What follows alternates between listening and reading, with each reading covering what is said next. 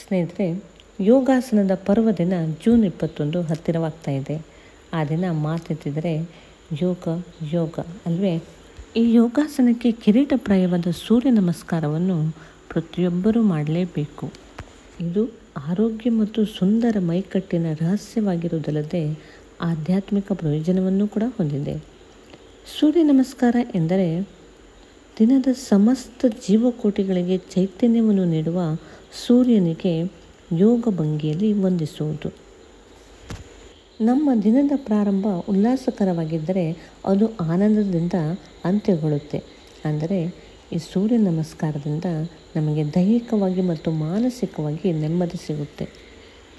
ನೋಡಿ ಫ್ರೆಂಡ್ಸ್, ಒಂದು ಸೂರ್ಯ ನಮಸ್ಕಾರವನ್ನು ನೀವು ಮಾಡಿದರೆ 12 ಆಸನಗಳನ್ನು ಮಾಡಿದಂತೆ.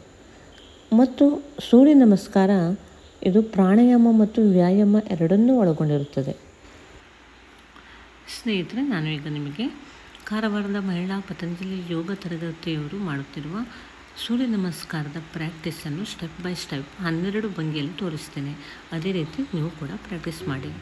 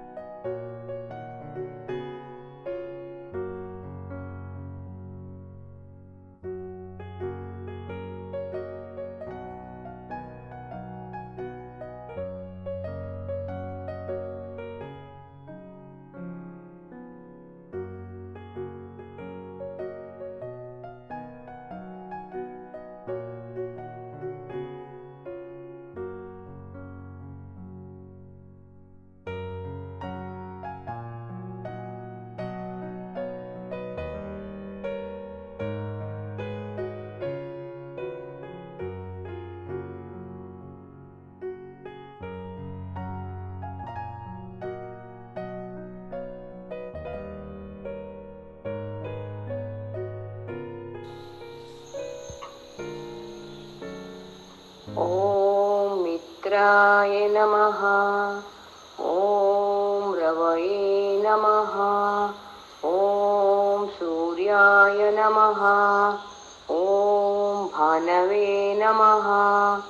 ಓಂ ಖಗಾಯ ನಮಃ.